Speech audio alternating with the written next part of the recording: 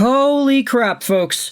Oh my gosh. Oh my goodness. I was gonna sit here and make a video about the Edmonton Oilers re-signing Evan Bouchard and the Red Wings re-signing Jonathan Berggren. I thought, yeah, that's a great video topic. We could combine the Wings and the Oilers again because they just happen to have their news come out at the same time.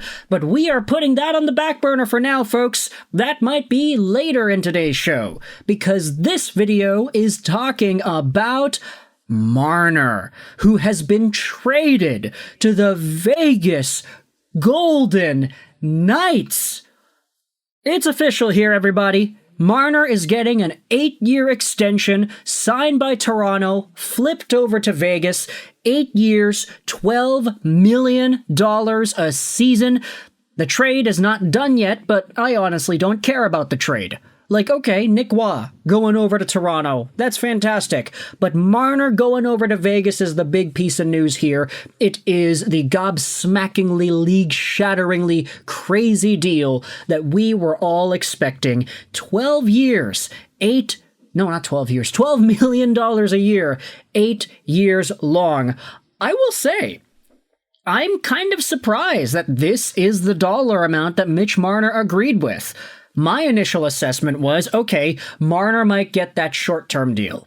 He might get a 4-year deal worth $12 million apiece, and when he does that, it'll be fantastic because when he re-signs in whenever it is 4 years from now he can get even more money because the cap is going to be way higher. It's going to be $110, $115, $120 million on the cap, and Marner's going to be like, yeah, baby, I'm going to get $15 million now. He has been so...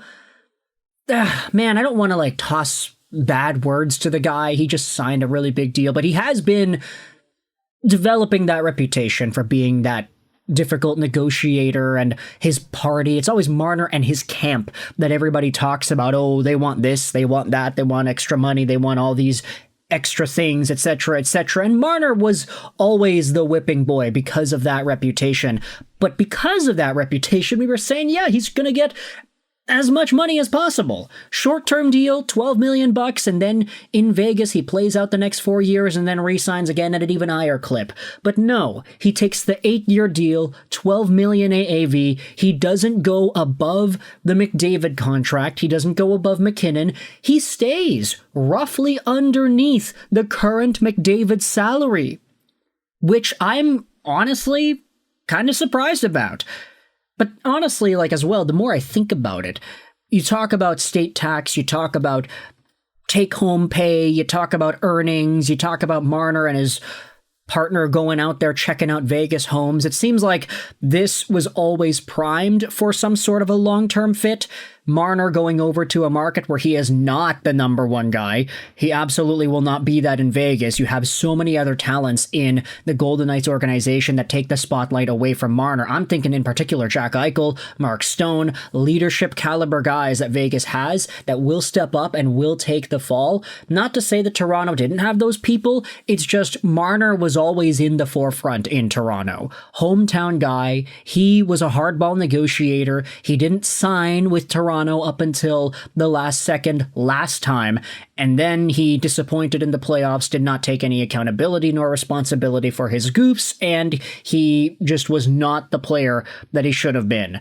Talent-wise and skill level-wise, legacy-wise, it's all different because this guy is a literal 100-point player who probably should have had multiple 100-point seasons by now, but who just totally disappeared at the worst times possible and developed this reputation in the worst way possible. So all that, I'm not saying that Vegas is not a hockey market, but all that is going out the window when he steps over into the Vegas Golden Knights organization. That is a team of winners. They have guys that know how to win championships. They got guys that play a hard game. They embrace the hard. Marner was never really somebody that I think developed that reputation in Toronto. So heading over to Vegas where the culture is changing, the eyes are not on him as much, this will be huge. Now, of course, he will be the most paid player on the Vegas Golden Knights, right? They don't have anybody else who is more expensive than Mitch. Holy crap. Oh my gosh. Oh my gosh. Whoa. Brad Marchand? Oh my god. Oh my god. The Florida Panthers. What the hell? Bennett, Ekblad, and now Marchand. What the hell, dude? Oh my gosh. Oh my gosh. This video is supposed to be about Marner. That's crazy. Oh my gosh. Okay, we're gonna have to do double duty here, baby. We're in the middle of it. I'm in the thick of it. Everybody knows. We have to talk about Marchand.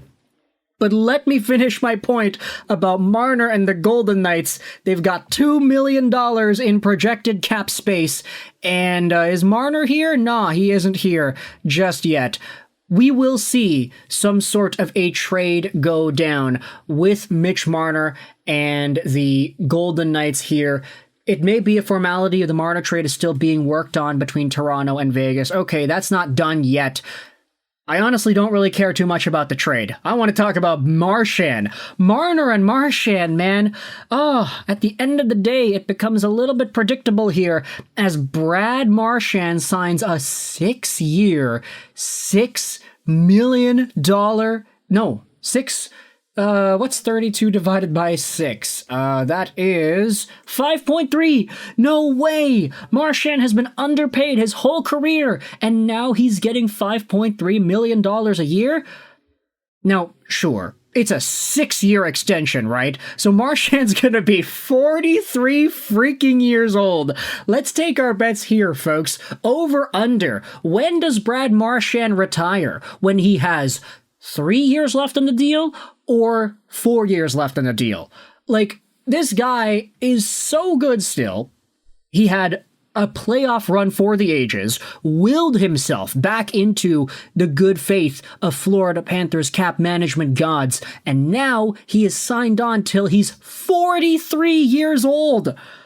Oh my gosh, man. Like, if Marchand finds a way to somehow still be a relevant and productive NHL player at 42 to 43 years old, who knows if the Panthers are still winning Stanley Cups by that time. If that goes down and Marchand is still a part of it, this guy will cement his legacy as one of the best NHL players ever.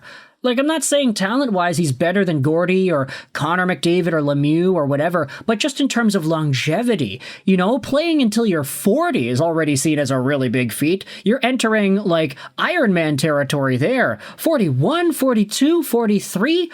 Does this contract get bought out at some point? Oh man, these are all things that I'm just sort of floating out there in regards to Brad Marchand. 6-year extension, man. That's crazy. On top of Marner getting traded to Vegas. Let me know your thoughts in the comment section below about all these crazy updates. We still have to talk about Evan Bouchard. That will be coming later in today's programming. But for now, I hope you enjoyed this video and enjoyed my reaction to Brad Marchand getting the contract live. I hope you enjoyed everything that we had talked about today. Let me know in the comments all your opinions. I hope you enjoyed this video. And bye.